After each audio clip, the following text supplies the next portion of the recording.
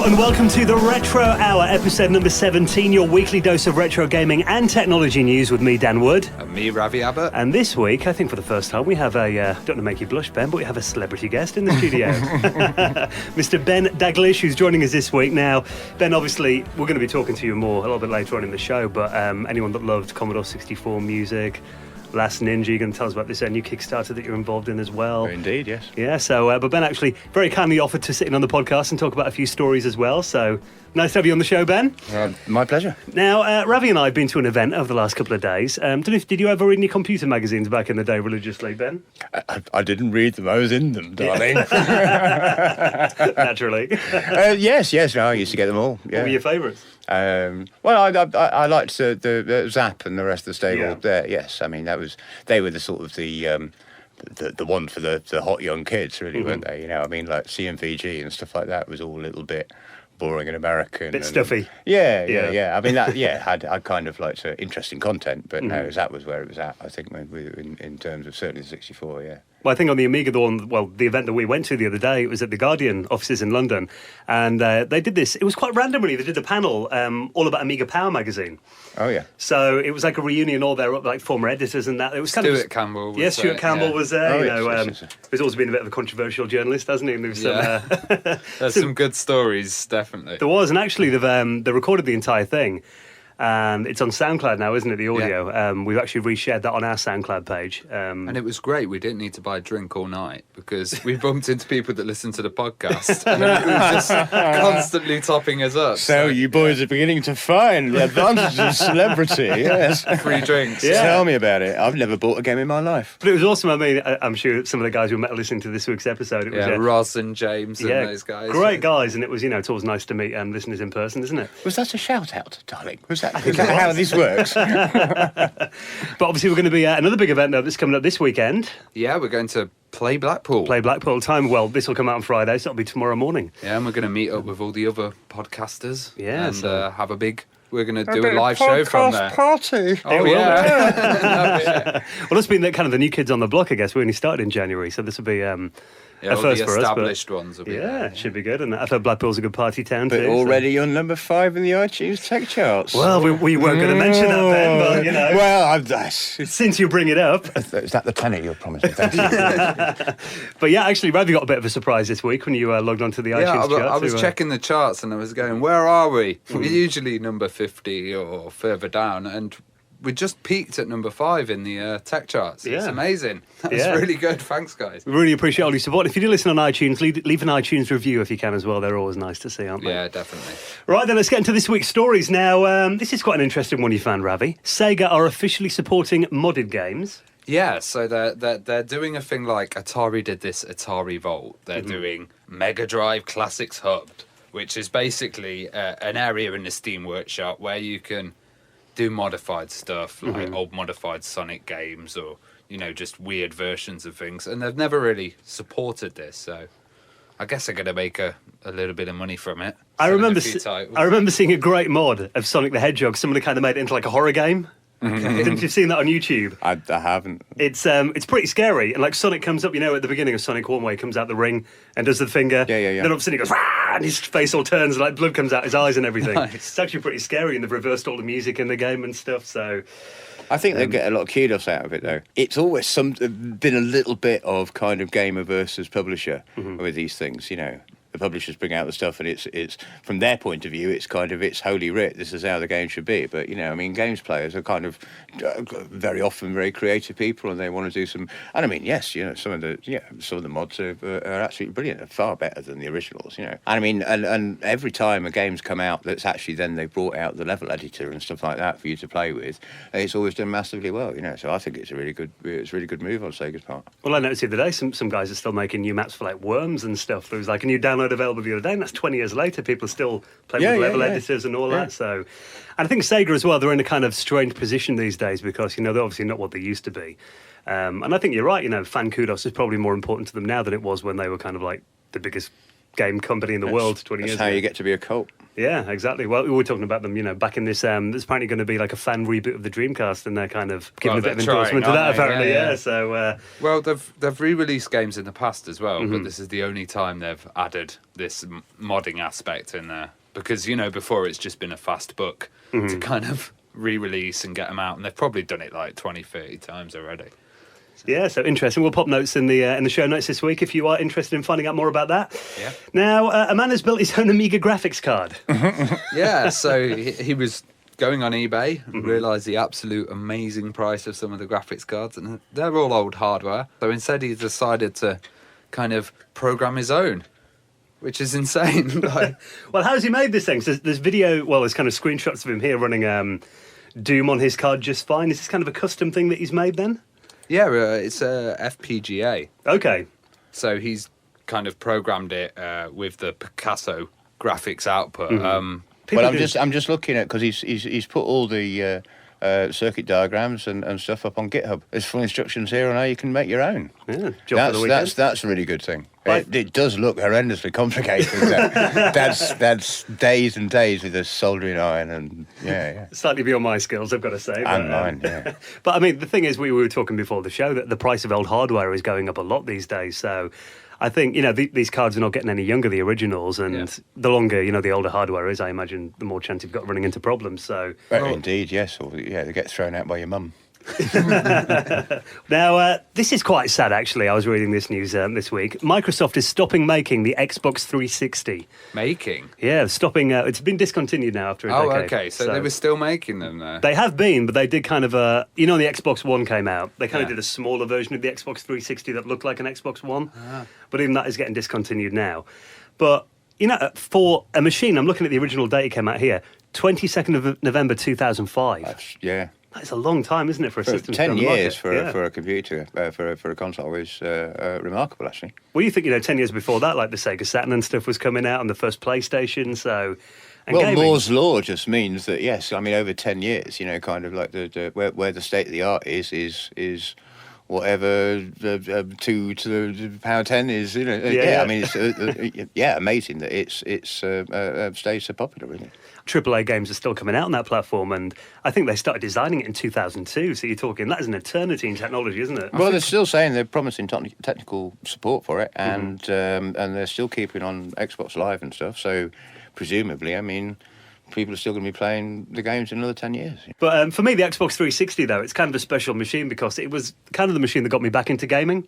Yeah, I went through about 5 of them because they kept breaking. But yeah. Not the most reliable hardware, I've got to say. I'm on about my 4th now, I think. But yeah, I did kind of get out of gaming from about 2000 to about 2007. I had like a good 7 years. I just Discovered girls, did you? girls' university partying. Yeah. I was cool for a couple of years, believe it or not. One day I went into Game Station and they had like an Xbox 360. I think it was kind of like a used one, but I just moved to a new town. There were my missus, didn't have many mates or anything, and I thought, well, I might get one of those, see what the games are like on it, and that, reignited the whole thing for me. So, Introduced me to the world of crazy kids on Halo.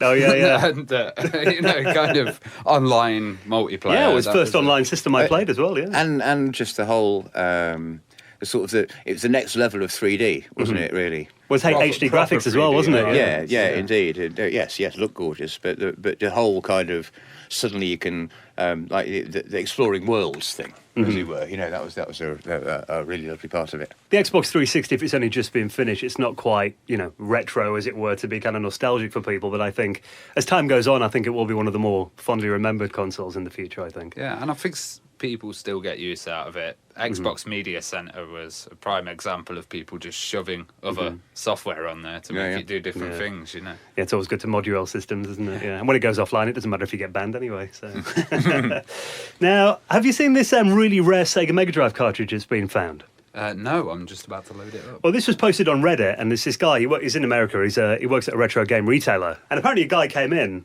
with a few old Mega Drive games, and in there was this cartridge. It just says New Leaf Entertainment on it, and apparently this is one of the rarest carts in the world for the Mega Drive. And they gave this guy $3 for it, not realising what it was. So apparently the last one went for about $5,000 on eBay. Oh, wow. Jesus. This was an experiment that they did in the early 90s. The problem being that, say you rented a video game from Blockbuster or something like that, it was quite expensive for them to get the games in and keep renting them out and, getting new shelf space and all that. So the idea behind this cart was that it would have flash RAM inside. So they like an early version of Steam, if you like. Yeah. So Blockbuster would download the ROM from the Right. publisher's website, flash it onto this cart, and then just hide that cart out. When the new game came out, flash the new one onto it. Right. You come back in 2 weeks later, you play the hell out of the old game, and you just get another one. Yeah, flash it on your cart, save remaking the hardware every time. But, The EverDrive, then. yeah, it was an early version of the Well, EverDrive, yeah. essentially, 20 years before that came out. However, it was kind of a prototype that never went any further than that. Quite how this guy got this cart, they've got no idea. But the Game Shop are actually saying they realised their mistake after, they did a bit of research on it. So what they're going to do is they're going to give the guy like $1,000 after it sells to say, track him down and say thank you. That's So, nice. Yeah. Well, that's what he said on Reddit, anyway. Yeah. Yeah. Whether that actually happens or not. Maybe he's They're trying to praying save to face. hell that the guy doesn't actually read Reddit or go on Imgur. Yeah, that's not a legally binding contract, is it? Surely? Now, anyone that used to love the original PlayStation, Crash Bandicoot was obviously a massive game on there. I absolutely loved it, and I think it's very relevant at the moment because all these mobile games, they have these running games that are exactly like Crash Bandicoot, where you Hitman Go, Lara Croft Go, all of this kind of stuff. Mm-hmm. It's really relevant. Sonic Dash as well. Yeah. Yeah. Well, it might not be the most reliable news site we've ever used for a show research, I've got to say. We're on the Daily Star's website right now. I am shocked, I have to say. Yeah. Just don't read the things around the edge of the article, Ben. Yeah, Just, right. Indeed. Not safe for work. Not the clickbait. This tennis video just became an internet smash hit. Can't think why. So, but yeah, there has been a few hints around that they're going to be doing a reboot of Crash Bandicoot for the PS4. Now, this started because it was a guy called Randy Falk is his name, and he's the director of NECA or NECA Toys. He did an interview at a gaming show a while back and actually said, looking at some of Sony's other titles, they're looking at bringing back Crash Bandicoot, which is really cool. That was a quote from him back in February. Since then, he's kind of backtracked and said, it was taken out of context and all that, but obviously that was just him kind of covering himself, I imagine. Well, it was a desperate attempt to get a mascot, wasn't it? Because they had Spyro the Dragon, Crash Bandicoot. They were all trying to get mascots for the PlayStation, and they never really got one. Back then, though, I think it was that time just after, obviously, Mario was big on the Nintendo. Sega had Sonic, yeah. Everyone needed a mascot in the early 90s, didn't Well, they? they're still trying with Sackboy. Oh, for the PS? Yeah, they keep putting Sackboy on everything. There's this quote here from Push Square that says it's actually an old magazine scan that's been retouched to look new. Yeah, this is a tweet, wasn't it, that PlayStation Latin America posted. Apparently they did it as like a Throwback Thursday kind of tweet, but they've Right. actually spent a lot of time retouching this image, which seems quite a lot of effort for an old magazine scan, doesn't it? Yeah. Yeah, it could be that Crash Bandicoot's going to come back. I mean, I think he's due a comeback now, isn't he? It's been a while. Yeah, I think it was it Crash Bandicoot 3 or Warped was the last one. Yeah, that must have been, how long ago was Crash that now? Racers, years ago. Been a long time ago. PlayStation 1, that was. So, yeah, we'll keep you posted on that. But, yeah, I'd like to see him back. A nice HD update of Crash. Oh, it'd be good. Now, this is quite an interesting move by Amazon. You've been reading about this, Ravi. Games and films become members only to Amazon Prime customers. It's very strange because at the moment they're saying 60% of online purchases are done through Amazon, which is phenomenal. And there's not that many people buying online. So if Amazon can convince people with stuff like Echo and Amazon Prime, then they can drive this market of online sales, and they basically have a monopoly on it. And they're saying here that they want to do a kind of members club, which is £80 per year, well, £79. Once you join this members club, you'll get a release of all the AAA games and all the top new movies and titles. A discounted prices kind of thing, will it be? Or Kind of discounted prices, but then on this article, they're saying that a lot of their rivals are cheaper. So yeah. Well, on Amazon, though, the way it works is anyone can set a store up on Amazon as well, can't they? Like the third-party companies. Yeah, So I guess they could just undercut them, you know what I mean? It's an interesting move. I think it's because they're having their ass handed to them by Netflix, personally. Yeah, they're really I think trying they're with getting Prime, aren't they? They're desperate to tie people in. And the way that you tie people in is you have them thinking, well, I'm paying £80 a year for this service, then I'm going to bloody well use it. Yeah, may as well get something out of it. I've sent it to Amazon Prime twice, but you get the 30-day free trial. So I've used two different cards. I've done it over Christmas, to get quick deliveries next day. All right. Cancel it in January, do it again the year after. That's what I've been doing with Playing it. the system. Yeah, so... Some of my mates haven't cancelled, mate, and they've been just forget. stung with a massive bill. I imagine there's a lot of people that do that, though. It's kind of like with Netflix, I got a free trial on that, and then, because it's only £6 a month, I'll keep paying for it. Very rarely use it. Yeah. But I think, doesn't everybody just share everybody else's Netflix passwords? And Yeah, stuff? there's It's, like it's, I use Kodi, which is we just don't use Netflix now. Right. It's Ravi's dodgy, back alley version of Netflix. Oh yeah. With the kind of ladies that you see on the Daily Star website. Yeah. More than likely, there's plugins for that, I'm sure, there's Ravi. a few add-ons. Now, some Atari news. It's not very often we hear a news story about Atari. However, this is not in the most positive light, I've got to say. They want the exclusive right to make haunted house games. As Ben was saying earlier, Atari just seem to be a suing kind of company at the moment that just want to do cases against everyone and kind of. Are they patent troll now then, basically, are they? Is that what? Well, it's saying here in this article actually that they had a go at Jeff Minter Right, okay. recently. I mean, you don't touch Jeff. No. How dare they? Oh, absolutely. How dare they? Jeff's like one of the loveliest people on the planet. You can't just kind of sue him. He'll just run away to Wales, hide under a sheep. Now, because this is apparently Haunted House Tycoon, which is a new game from a publisher called Hazy Dreams. And, well, this is obviously not the original Atari, is it? I think the trademark's gone through various different companies over the years. Yeah. But, yeah, basically they want to try and get some money out of them by the looks of it. They filed a trademark on Haunted House in connection with games, which seems very vague to be able to file a trademark for. For the words haunted house. Yeah. Or a game called Haunted House, I suppose, possibly. But that does seem very tenuous, really. Well, remember Namco had the loading screens one as well that they had. Yeah, you could. They're the only company that could have games. You know, a game playing while you load the main game. Oh, okay. They're patenting on that, so there is some random stuff around, isn't there? Yeah, there's some really odd ones. Well, even last week on the show, we were talking about the company that own Acorn's trademark now. They've got a Twitter account called the Acorn Trademark, and they just go around looking at any other company that are kind of using something similar. Like it was a scaffolding company had an Acorn, scaffolding. and they were like, trying to get somebody out of them or something. So How come that happens? But I've always wondered why it is that like fun fairs can get away with doing all the Disney characters and all the film characters, and none of them ever get sued. I've worked for many fun fairs and carnival people, and it's all actually officially trademarked. They have some weird discount with Disney. No and way, stuff. really? Yeah, because they would get completely destroyed. You've solved a mystery for me. That's my word. So, on the rides, the merry-go-rounds. what about the PlayStation logos and all that they have up? I'm not sure about that. Yeah, it's also PS1 logo still as well. But I definitely know with Disney, they have some kind of fair deal for rides and stuff, yeah. Interesting. Attractions, yeah. Maybe Atari could look into that kind of thing then, yeah.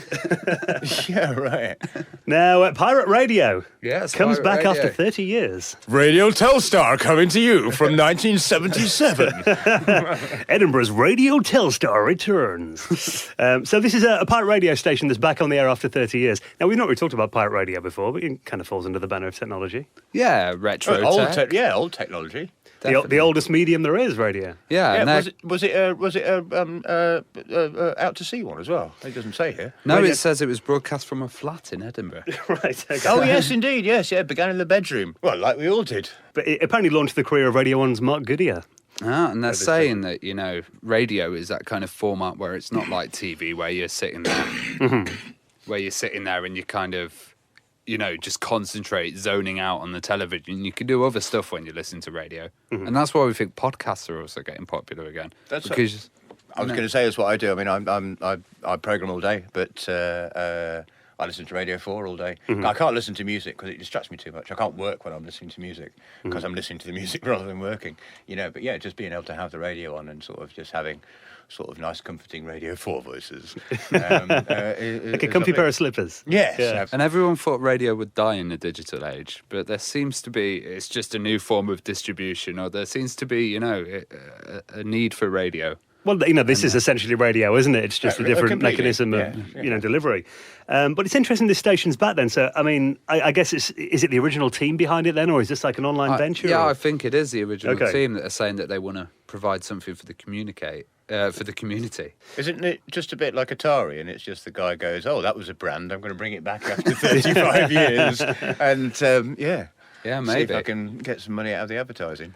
But I mean, even, if you drive around London, you tune through the radio, there's still so many pirate stations on there. Yeah. Most of them playing drum and bass and garage and that kind of stuff. Well, I'm really into pirate radio and garage, and there's a great app called tunein.com. Yeah. and all the pirates are now streaming on there. So I've just got my favourite list, and I'm going through listening to all the latest garage and jungle tracks, all straight live from London. You can text in everything. Yeah, Not really the same though, isn't it? It's not like having the aerial that you erect and shove out the window, watching for coppers coming around the corner and all the rest of it. That's it. No, but we do pirate radio on the internet. Oh, no, but they are transmitting as today, well. bloody hell, So get they off are my transmitting. lawn. Yeah, right. Yeah, so they transmit and stream out as well. Well, we were coming back from this Guardian event in London the other night, and Ravi actually, amazingly, even though we're on like a train, East Midlands trains, you actually got 3G signal pretty much all the way from London up to Nottingham, which is generally unheard of. That's impressive, yeah. But you were streaming like these London pirates on the way back, weren't you? And and we were just listening, getting shouts out and stuff. He was texting them in, they're like, how are you listening in like Peterborough, wherever we were. Shout to the Nottingham crew, and they're like, oh, what? Yeah, from the Hackney message. But I buddies used to do like pirate radio when we were back at college. And I always remember one of them, he had like a little rig, he'd just leave it in a forest, a little cassette Walkman on it, like a 2-hour tape, and they'd just come back and turn it over. So if they ever got raided, it was just like, no one there. Right. Unless they caught them swapping the tape over. They're arresting this tree. Yeah. There's something very sexy about pirate radio, though. I think, they kind of... But I always like the offshore thing, though. The whole thing about doing it from a ship. Radio Caroline and all that. Yeah, absolutely. That was real adventure, wasn't it? That was real pirate stuff as well. Yeah. Well, they were like celebrities back in the day, weren't they? Oh, completely. Yeah. Well, I remember I've seen videos on YouTube of like, they bring like boatloads of girls who just come out to meet the DJs and stuff. So it's not like that anymore. But have you seen a place called Sealand? Yes, outside of Essex. The independent municipality, or the independent thing. Principality. Principality, that's the one. Yes. What is it? Is it like an old oil rig or something? Yeah. It's this guy, wasn't he? He's ex-army or Navy. Or yeah, something, he was. And he got it. It's just outside, like the coastal waters, just outside whatever the 6 mile limit or whatever it is, And he was the prince of it, but he's now given up and gone back home, and his son's running it. Yeah. But they issue passports and stamps and stuff. But wasn't it a few years ago they get invaded. They got invaded in the 80s. A whole boatload of guys with machine guns came to kind of try and and they take over his thing. They got his mate who had a helicopter. Yeah. And then they flew in and dropped down and did ropes. Like SAS kind of thing. Yeah, and retook it. I think they tried to do it as a data centre for a while, didn't they? They were trying to make money out of doing Pirate Bay were actually going to try and host there. Because, right, that's right, yes. Because it's not officially in the waters of England or France. There was a legal ruling where I think the Navy came up to the wife and she had a gun and fired at them and said, get out of my... It's her country, I'm the queen. Get off my waves. That was it. That's an interesting subject that we might cover in the future, pirate radio. Now, well, something else that's always, kind of attracted the hackers and the people like to have fun, the Raspberry Pi. It's got a new camera then. Yeah, and this is a Sony mobile camera. Is this especially for the Pi then, is it? Yeah, a 5 megapixel one as well. Well, this means it's only £19 as well, and the Raspberry Pi, it's just great for doing little homemade projects, but I've often thought the original Pi camera wasn't great quality, was it? What was that like, about 4 or 5 or something? But it's good for making like, a homemade security camera, for example. Yeah, well, this is 1080p at 30 frames per second, so... What are you doing with your Raspberry Pi at the moment then? Oh God, I wanted to make it a sole pirate radio receiver thing at the moment, but I've just seen the Amazon Echo. They've released that for the Raspberry Pi, so I may make my own Echo using a toilet roll and some other kind of items. Paint it black. I've not used Amazon Echo before, but I've seen they released that tube thing, didn't they? Yeah. The original one. That looks pretty cool, but I think you'd have it in the room. You can ask it what the weather's like and that kind of thing. Which is just like having Siri, really, recipes isn't it? and make appointments. It looks pretty funky. But I did read they released the software for the Raspberry Pi though. Is that runs on Raspbian then? Does it? Yeah, and it's free as well. So the Echo's $170, I think, and the Pi's 30. Yeah, so doesn't look quite as sexy, but no. Inside it, you paint your toilet roll black. Yeah. Now, a final story before we get into a chat with Ben this week. The Nintendo Entertainment System has got an HDMI kit. Oh, yes. They've been working on this on Atari Age, and these guys have been doing constant little updates for it. Right. And they're kind of producing the boards themselves. Mm. But, they've got it up to 1080p, and it will be able to do PAL and NTSC. Wow. Obviously, it's still the same graphics, though, isn't it? They're just sharper. They are sharper, but they've also done a few little tweaks. There's some upscaling stuff here, isn't there? Mm-hmm.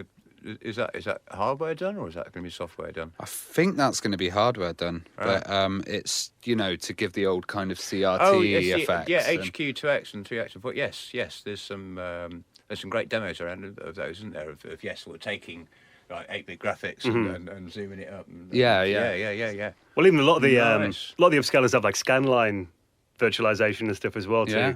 give that kind of CRT look. I mean, we have talked about this on the show before, but I think for my kind of it always looks better playing these old systems on a good CRT though. Yeah. There's just something more It's what nostalgic. they were about it, I think. designed for, isn't it? But It's warmer, isn't it? Yeah, well, it Like is. these digital. jaggy edges. Yeah. Like, I suppose it's like the vinyl, MP3 CD war, isn't it? You know what I mean? There's- absolutely. There's always something special about looking at, an old fuzzy little 14-inch monitor, because that's what you grew up using. It's like, But on the other hand, you get to a certain age and your eyes it doesn't make any bloody Yeah. difference. Yeah. It's all fuzzy. got built-in scanline emulation in your eyes. Yeah. Yes. But yeah, if you are interested in this, if you want to mod your Nintendo Entertainment System to HDMI, we'll pop a link in the show notes at theretrohour.com. And thank you for listening to this week's show, guys. We'll be out again next Friday with some Tales of Play Blackpool, no doubt. Oh, God. I hope they're good and not too drunken. Yeah, hopefully the hangovers will have gone by next Friday. Yeah. And you can download the show from theretrohour.com, iTunes, SoundCloud, your favourite podcast client. And now we're going to chat for the next 30 minutes to Ben Daglish. Thank you so much for checking out the show.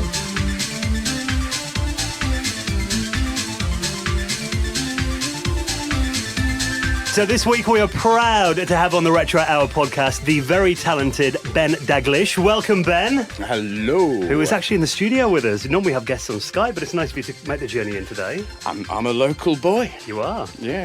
And you've come in the all conditions weather this evening, haven't you? With snow, Hail. Hail, rain, yeah. Welcome to England in the spring. Been a right trek to get here.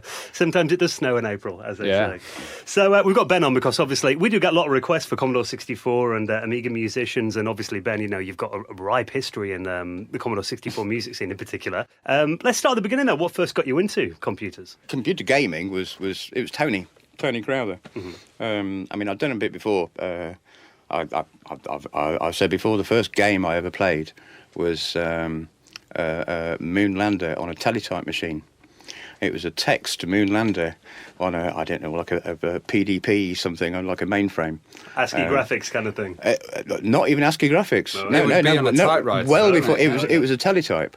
So basically, it was like just a typewriter connected to the computer. It was like a terminal, and then the computer to the computer. This was at Aston University. My dad was working there at the time, and I had a day off school, and he took me in. And basically just sat me down in front of this teletype and had to go and do his stuff. And I was there all day, and it would just basically, it would type up, it'd go, chuk, chuk, chuk, chuk. You are 100 metres above the surface of the moon, travelling at 40 metres per second, and you have 100 kilograms of fuel left. How much fuel do you want to burn? And so you go, 10 kilograms. Chuk, chuk, chuk, chuk, chuk. You are 80 metres above the surface of the moon, travelling at, and you do this, and you just kind of, you type in the numbers, and then 3 seconds later it'll tell you again, and the idea was, it's the Moonlander game, like sort of trying to get it, like, landed just perfect. Yeah. And, so the next day I went into school clutching this sheaf of computer printout paper, so it's just like 50 or 60 sheets or something, in which had Half a all forest. these, well, yeah, basically with all this stuff printed on it, and I was kind of showing it to people, going, "This is the future. This is a computer game." Everyone was going, "What?" But yes, it turned out to be the future. And that was the system with the early computer games like Space War on it as well, so the PDP. Yeah. Well, as I said, the only thing I ever did was Moonlander, and then I didn't see anything again for a few years until we got I won a BBC for the school. It was at the time when the BBC had they brought out the BBC Micro, and they were desperate basically to push it into every single school that they could and turn it into like the de facto education machine. So they ran all these like noddy competitions, kind of write down your name and you could win a BBC type of thing. And I wrote an essay for school on how you can use computers in education or something, and this BBC turned up at the school, and because I'd won it, then I was one of the 3 people in the school that was allowed to go and sit in the library and actually type on the thing, But one of the other people was Tony Crowther, and the 2 of us and a couple of others and this teacher we set up an educational software company. So we started writing educational software in BBC Basic, and then doing like a bit of assembler, because the BBC was lovely for that. You know, you could just 6502, wasn't it? It was, but like it was all the Basic was lovely. The Basic was more like C than Basic really, but also you could just like plonk inline assembler wherever you wanted, you know. So I started playing around on this thing, and then Tony had started writing games on the C16 and the 64, and he knew that I was into music. I'd been playing music since I was a little kid, so he came along to me one day and said, "Could you write out the notes for the Death March?" Just literally do do do do do do do. So I wrote them out on a bit of paper, and he went, no, like, could you write them out so I can read it? Because I was just like started like drawing 5 lines and going, no. And so we had this format of like, you know, C4, 16, C4, 16, D sharp, you know, and so I wrote all that out for him, and he took it home and plugged it into the thing that he'd typed in, the music player that he typed in for the back of the Commodore 64 manual, and that all worked. And then he came. I think the next thing he wanted he wanted a piece of Jean-Michel Jarre. He wanted Equinox 5 for loco doing. So I went round to his house one night and listened through to Equinox 5 and kind of transcribed it all and worked it all out, and by that time I was hooked, you know. When did you actually start making it on your own then, rather than passing the notes on? It was about the next game or something. Yeah, I mean, I did a couple of transcriptions, and you know, well, we call them transcriptions. We don't call them rip-offs. Yeah. Copyright didn't exist in computer games then, anyway, did it? It didn't count. It didn't count. Yeah. You know, it was, we had no idea, to be perfectly honest. Nobody did. Nobody had any idea that you weren't just allowed to like write out any old music that you wanted. You know, because there was no difference as far as we were concerned between, like, you know, doing a bit of Bach or something as a lot of the early music was just like, you know, classical sheet music that kind programmers of green sleeves or something. Yeah, absolutely. It's just stuff that was lying around that you could transcribe, basically. So, you know, most programmers weren't musicians, so they'd just find some sheet music, transcribe it, put it in the game, you know, and so me kind of ripping off a bit of Jarre was just the same thing, you know. You know, and to this day I'm still waiting for kind of the letter or the boys to be knocking on the door. Hello, you owe me some money, I think. There's someone listening to this now going, actually, yeah, we never got in touch with it. Oh no. But yeah, so for about the third game or something, fourth game that I started that.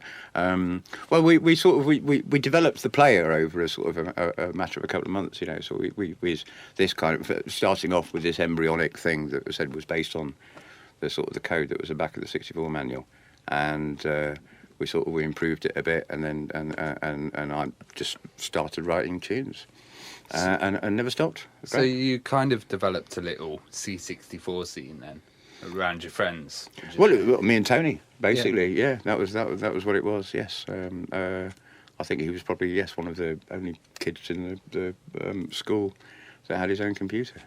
It's a very funny story, actually. His mum worked for British Coal doing industrial compensation stuff. So she used to have like all these books and books full of tables that would tell you, you lost an arm, right, that's 10 grand, you lost an arm and a leg, right, that's 15 grand and stuff like that, you know. And one day she said to Tony, could you do this on a computer? And he went, well, yes, of course, it's just, it's dead easy. So he just took all these tables and he transcribed it all and he wrote it for the 64, so, easily fitting in 64K memory. And she took it to work the next day and said, look, my son's written this program to do sort of my job for me, Yeah, when you think about it, a bit like kind of, I've just got my son to write me out of a job kind of thing. But no, so she said, he's rather than having to use all the books, you can just do it on the computer. And British Coal said, oh, we can't have that. Oh, no, he's not an approved supplier. He's not one of our approved computer suppliers, And she said, well, look, it shows that it's possible to do it. Look, I've got it all working here. So, So British Coal went off to their approved computer supplier, who said, yeah, we think we could do that for you. It'll take about 6 months and cost you about £50,000. And they went, well, okay, but this is the future, like having it all on computer. And then apparently a couple of months later, the computer suppliers came back and said, "Oh, actually, it's not possible." And some kid did it in his bedroom. And 15-year-old Tony Crowther had done it in a night on a 64. I think that says a lot, though, doesn't it? It really does. Yeah. Yes, I mean, about all sorts of... That's kind of been the way... continued being the way throughout, I mean, when we were at Gremlin, when we were doing one of the winter games or summer games or one of those, and I think at Gremlin we were doing the PAL version. The American version had been. We were working simultaneously on the events. We were using. I think I had 3 or 4 programmers on it and a couple of graphic artists and media and the music, and the Americans had 3 or 4 programmers per event. No way. Yeah, they kind of had this huge team of like 50 people all working on this game, and they didn't get it done anywhere near as quickly and as efficiently as we did, Yeah. Because again, all of our stuff was, again, all the lads at Gremlin. I mean, they were all 17, 18, and it was all, the whole thing about, keep saying about it starting off in the bedrooms. Did you find in the early days it was a bit hard to get computer music taken seriously by traditional musicians? I'm sure it was. I didn't care. It didn't make any bloody difference to me. I was getting paid for it. Yes, I mean, throughout my life, I've the whole it's bleeps and boops, isn't it? And you go, no, it's a lot more sophisticated than that, really. And people that know the stuff, obviously. I mean, there's a lot of musicians that grew up listening to.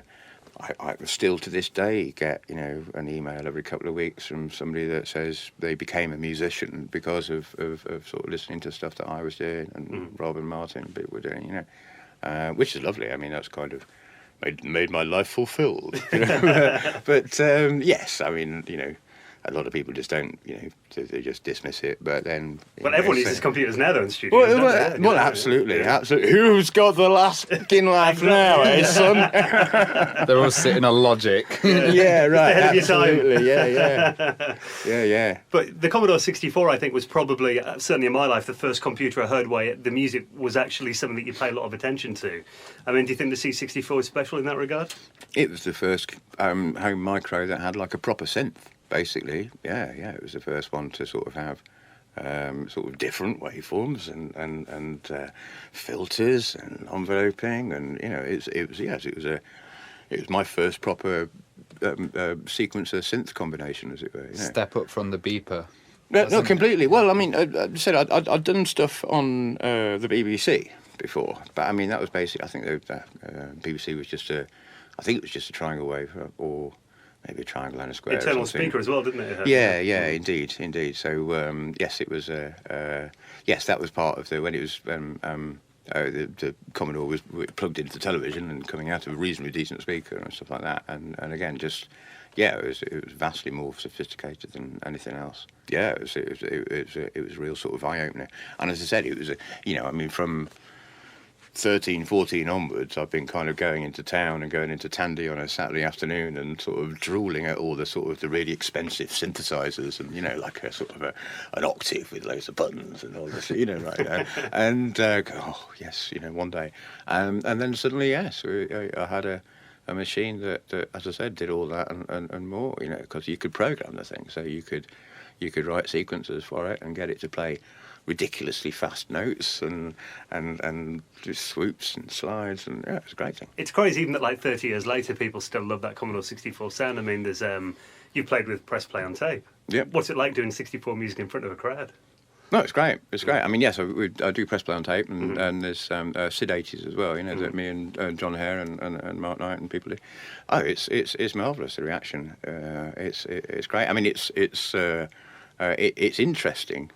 Especially, I mean, press play on tape particularly. I mean, well, they practice. We don't. We only ever practice like literally on the day. Well, Sid 80s, we never know who's going to turn up on the day. Basically, It's just when we do a gig, it's whoever happens to turn up, and if we're lucky, we might have a day's rehearsal sort of the day beforehand. But yeah, they get together all the time and practice, and so I mean, some of their transcriptions.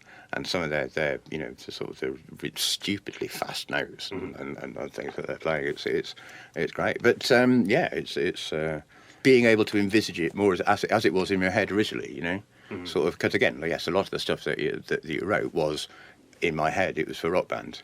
You know, sort of you got and to be able to go. It's lovely. First time we've had beatboxing on the retro. Oh, hour. yeah. It's hardly beatboxing. I'm a little old for beatboxing.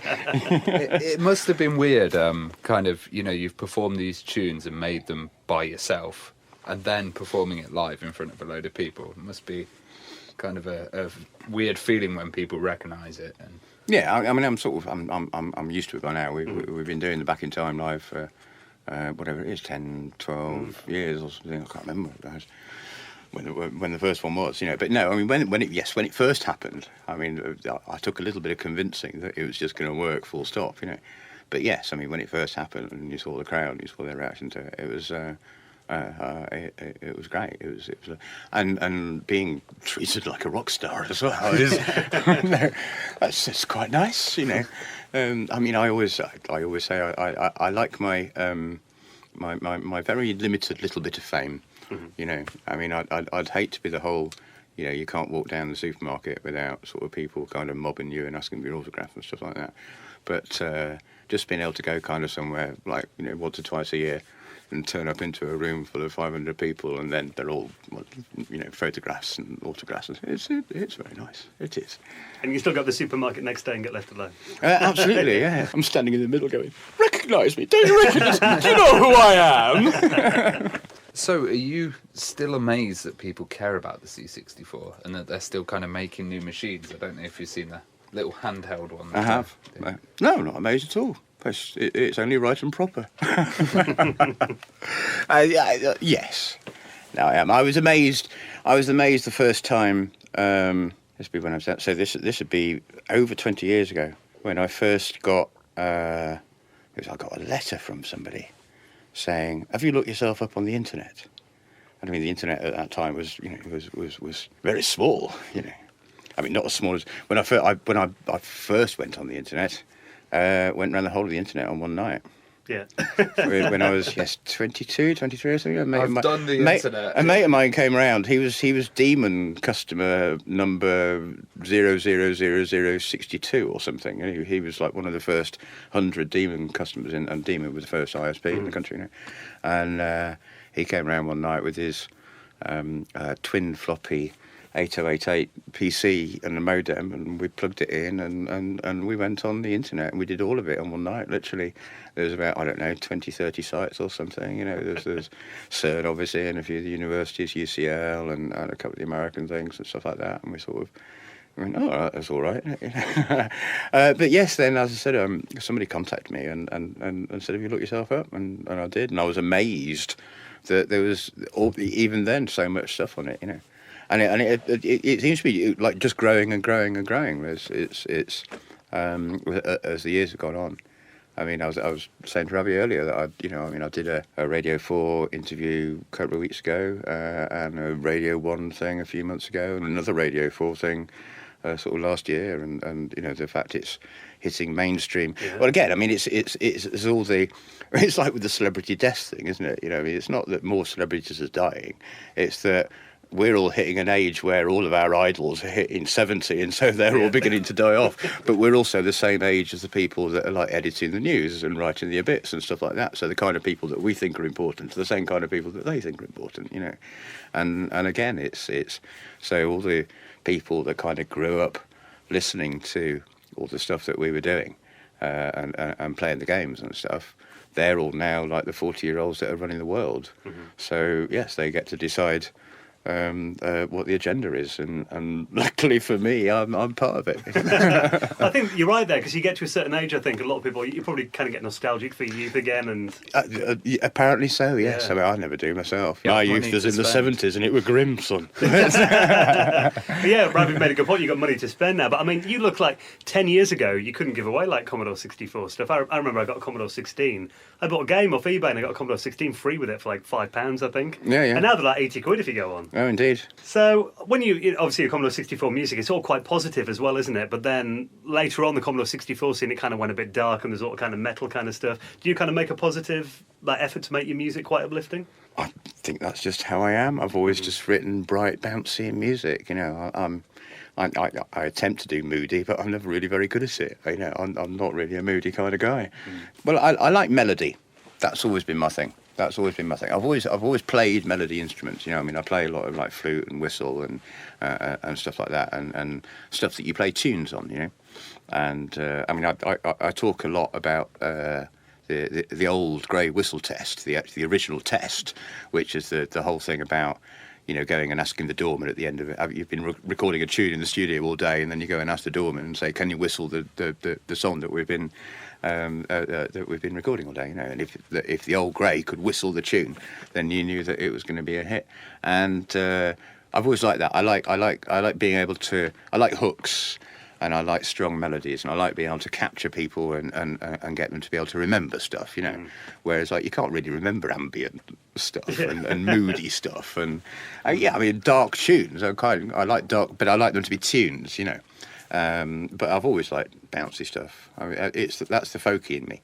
I've always liked just like dancing around and you know, I mean, quite often when I'm playing, I mean, I don't know if you know, even now, kind of recording in the studio and stuff, I'll be sort of standing on the keyboard and I'll be sort of bouncing around, and that's how I know it works for me. If it makes me want to kind of just jig about, then I assume that it'll make other people happy as well. But they're kind of the songs that, you know, one day I'll be walking down the street and the melody will pop in your head and you'll think, well, what is that again? Then half an hour later, like a Commodore 64 song, isn't it? You know?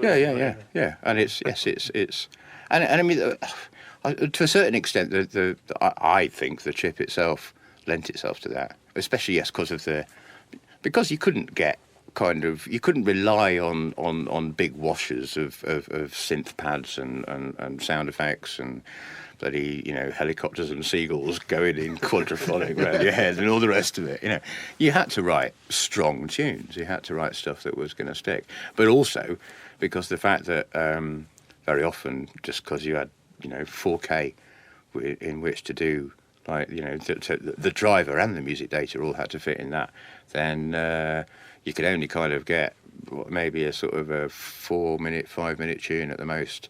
And so if it was going to be just going round and round and round and people were going to be listening to it over and over and over and over again, you wanted something that was going to stick, that was going to be enjoyable to listen to.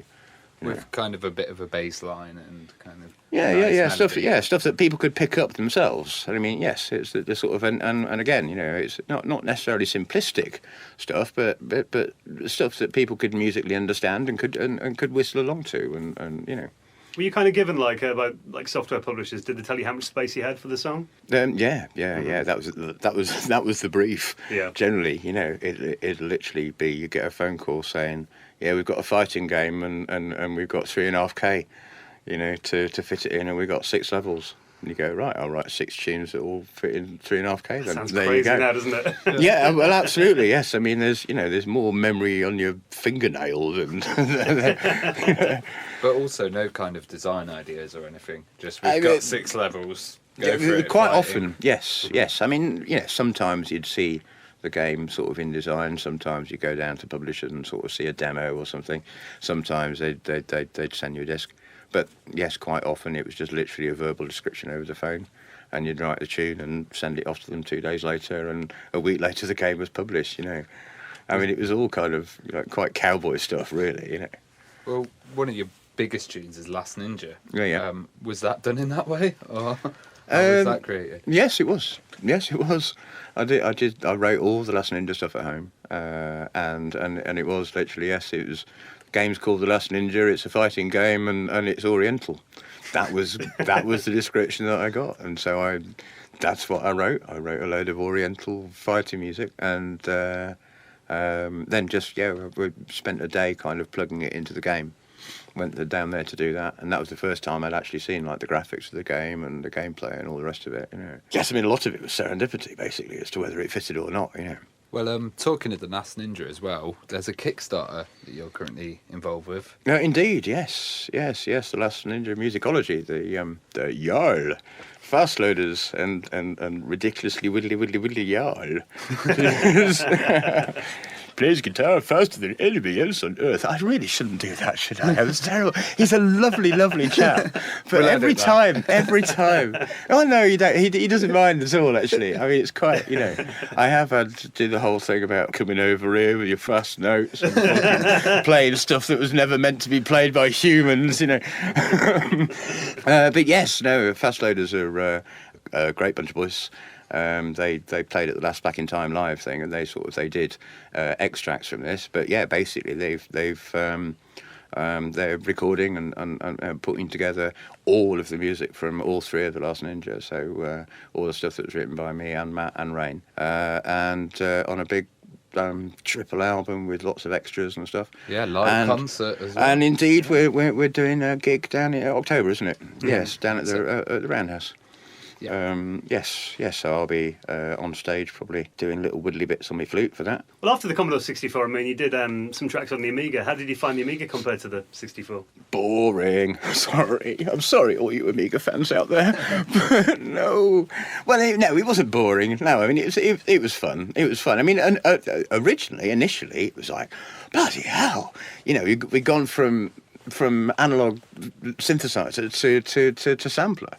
And yeah, so the first couple of things I did, I thought, yeah, wow, this is amazing. I can record sounds, and then you sort of start getting hit with the limitations. Yeah, you can record, but you've still got a limited amount of memory, and with so it like 512K rather than 64K sounds absolutely great, And yes, I mean you could be given a whole 64K to fit the music in, but actually that means that 64K samples isn't a lot at all. By the time you recorded like one bass drum sound, one snare drum, a couple of cymbals, a bass guitar sound, which you then, because I mean, sort of rather than like now, if you're using samples and you kind of record an instrument across the range, as it were. So once I started sort of finding the limitations, but also doing less programming from it, the part of the thing that I always enjoyed was programming the music. My sort of programming career has gone along with my music career, and I call myself now a sort of a programmer musician or a musician programmer. It's the two things that I do in life, the only two things I think I'm good at. But the sort of the programming side of it, in terms of, as you're saying, getting down to the bare metal of the chip, and actually messing around with the chip itself, and trying to find as many interesting ways that you could work with the limitations of the chip to make it sound as good as you can, And whereas just using samples and just playing back samples, by the time I kind of started thinking about how you could really make this fun and interesting, I was already getting bored. But I was also already getting bored of the industry, because it had started turning into an industry by then. I mean, again, when we started, it was jumpers for goalposts, as it were, blokes kids in bedrooms doing it, and you go down to your local computer shop and hand over a cassette, and they duplicate 50 around the back, and then sell it to all the other kids that came into the computer shop, and that was the extent of the industry. But by the time I left, it was all kind of marketing driven, and we were doing, we need to have another football game. Football games are doing really well. Somebody's writing a football game. Can you do some music for a football game? Very corporate all of a sudden. Yeah. Well, completely. I mean, I'd talk about there was suddenly. I had a lovely little deal with Gremlin. Gremlin basically had bought me out from being a freelance. They kind of offered me a regular wage and a lovely little studio and stuff, and so I went and sat in the studio and just kind of kept my head down for a year doing stuff, and then I suddenly looked up and there were all these blokes in suits wandering around the office talking about shipping boxes, and they didn't have any idea of what was in the box. They hadn't played the game. I mean, for Ian and Kev, who set up Gremlin, I mean, they started off as sort of a salesman, as it were, but they were into gaming. They'd had ideas for games themselves, and they contributed it, and they played the games and stuff, But then the people that they were hiring to do marketing and stuff for them, it didn't matter whether you were, you could be selling cardboard books, you could be selling widgets, it didn't matter. They were just selling stuff that had product, they were selling a product that had pretty pictures on the front, and they were looking around at all the other products that were being sold and saying, what's the next product that we need to sell? And it just it stopped being fun, you know, so that's the point at which I got out. Was Captain Planet one of those tunes of kind of the commercial era? I don't remember Captain Planet. It was a pack-in game with the Amiga. It was one of the first Amiga games I played. Yeah, that was. I you think did the music for it. Yeah? I've got. Well, I don't. I think I seem to recall that Tony did the music for it, and I helped him out on it. Tony always had a kind of an ear, but he never really composed a lot. It was always, you know, he originally in the early days he was a complete whiz kid programmer, still is, you know, and he wrote the players, and I kind of plugged in the tunes, you know, and then we sort of started merging a bit. I got a bit more into programming, and he got a bit more into music, and so yes, he started writing a few pieces himself, and originally kind of. He'd get me in to kind of just help him along with it, so I sort of give him some ideas and you know, help him sort of do bits of arrangement and stuff like that, sort of pass on odd little bits of theory and stuff like that, you know. So I think Tony wrote Captain Planet. The people keep saying it's me, and then I listen to it and I'm going, it doesn't sound like me.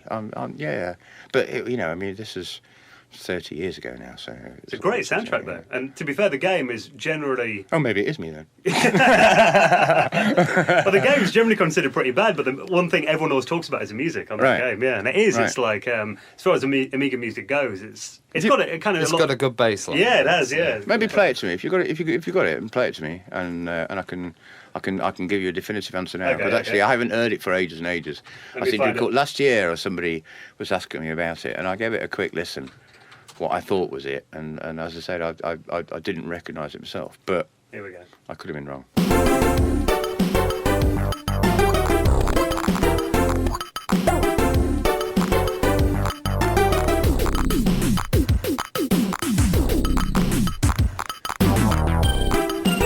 Oh, that is me. Yeah. Of course it's me. Of course it's me. We've got the definitive answer there. Yeah. No, that is. I was thinking of something else then. Maybe not Captain Planet.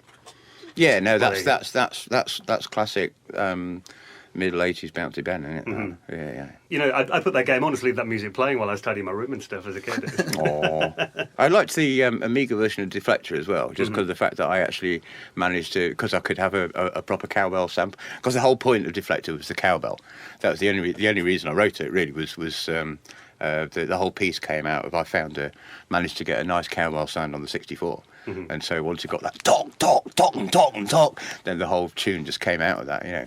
So yes, being able to have like a proper cowbell on the Amiga version of this Deflector was really nice. Now we enjoyed seeing you in Bedrooms to Billions as well. I mean, you did the soundtrack on that too. Some of it, yes, yes. How did that project go then? It was great fun. I mean, I did originally did just like a little interview for Anthony and Nicola. When it came to doing the soundtrack, they decided it would be nice to get us old boys back out of retirement. So I did some tracks, and Rob did some tracks, and I think Mark did a track as well. And that was great because it was all done round at Max Hall's place. Max only lives just up the road from me. I've known him for a while now, and he's got just a lovely studio that's just it's half the size of this room, but it's crammed full of more retro gear than you've literally ever seen in your life. Really, it's just, you know, synths and micros, and it's heaven. Was it all made an authentic kit then? Was it? No. I mean, actually, for the film soundtrack, no, it was all just done on Pro Tools or whatever it is Cubase. Well, actually, I started doing it, and then I got a bit bored of it, so he took over.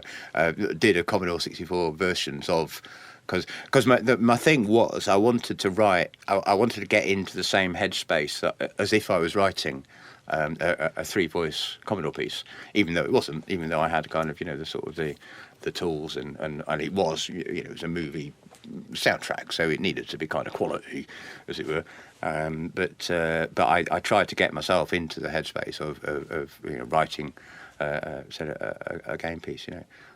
So yes, we then converted the pieces that I wrote back to the SID, which was really nice. What did you think of the movie when you watched it, though? Do you think it was a nice tribute to that era? No, it's great. But it says it all really. It's yes. I mean, they managed to track down everybody and get us to reveal all the stuff that we hadn't revealed before. It's good to immortalise those stories, I think, though, isn't it? Yeah, well, absolutely. Before we all, kick the bucket, and, before all us celebrities. And Prince was an Amiga user with bars and pipes. Yeah, that was. He was. Oh gosh, yes. So what are you up to these days, then, day to day, Ben? I mainly program. All the music I do is all live these days, really. I say that I do odd bits of recording, and I might be working on a little project at the moment, but I can't really say anything about that at the moment. But yes, I do a lot of live playing and do a lot of comparing these days as well. I do a lot of like sort of the local festivals. So mainly I sit and I write code to backup network devices. I enjoy it and it pays the bills. I make a certain percentage of my annual income from music, but not as much as I'd like. But then the amount of work that you need to do to earn money out of music it's stupid. You've got to be saying yes to everything. Basically, I stopped doing full-time music when the kids were born, because I couldn't be going out on the road or just kind of I wanted something that was just going to be nice, but also I don't really I don't like doing music that much in the studio. I mean, I do. I like the studio, and I like going in for a week or something, and a couple of weeks and doing some playing. But I don't like kind of the whole. Again, one of the reasons that I stopped doing all the stuff at Gremlin was because that was 9 to 5 writing music, if you see what I mean. Like a bit forced, was it then? Well, it's going into an office and trying to be creative. Yeah. And it doesn't work like that for me. I can't do that. It has to be a spur of the moment thing. And so kind of the pressure of having to get up every day and go into my little studio and sit and go, I've got to write some music. It's sort of a, or either that, or I'm just sitting around all day until I kind of hit the evening hours, and at which point the serotonin kicks in and I get all creative and stuff like that. But it then means I don't see my family or whatever, Are you a night owl then? Yeah, I always have been. I mean, it's I would say having kids is a bit difficult to do so. But I'm still a late riser and even late going to bedder. But yes, it's one of those things. It's always been again ever since we were 15 and kind of at the end of a school day I'd go around to Tony's house and we'd wait till his parents were in bed and then we'd be working till 4 a.m. or something writing music. Yeah.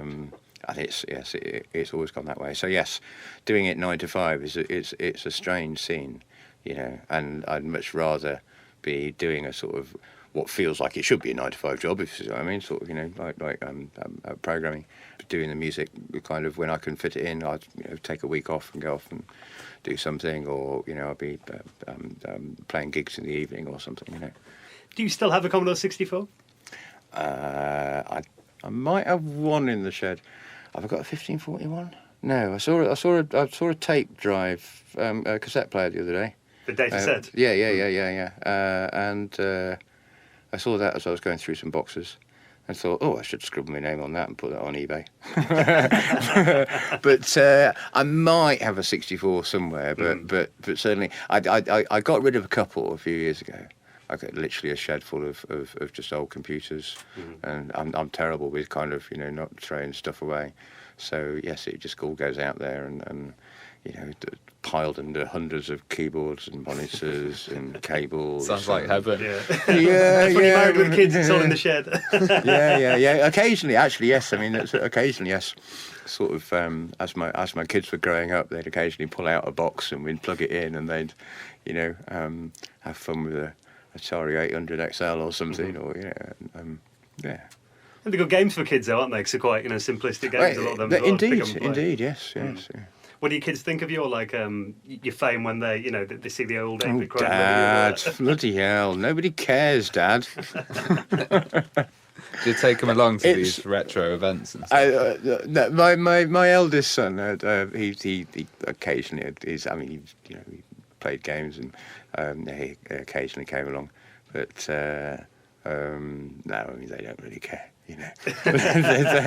No, they're aware of it. I mean, it's always quite funny if we happen to bump into somebody that has heard of me or something. And it's eyes rolling and not again. Some old fart thinks our dad's some bloody kind of. Well, Ben, thank you so much for coming on the show this week. It's been fascinating getting to be your memories. Great fun. Yeah, really enjoyed it. And if people want to keep up to date with what you're up to now, have you got a website or anywhere they can go to? I'm all over the internet like a bloody rash. Just look me up on Google and you'll find my website. Whenever I can be bothered to update it. Yes, as I said, just type Ben Daglish into your favourite search engine, which isn't going to be Bing, is it? Let's face it. and yeah, you'll find me. I've got nothing particular that I'm pushing right now, other than, as you say, the Fast Loaders, Last Ninja Musicology. Along just because I'm involved, but I think by the time this goes out it'll be done and dusted anyway, won't it? 2 days to go, and I think they've got to get $6,000, so fingers crossed. Indeed, yes. If not, I'll have to kind of reach under the mattress and pull out some coppers. Sell some of those Commodore 64s. Indeed, yes. Stick my left leg on eBay. Well, Ben, thanks so much for coming on. My pleasure.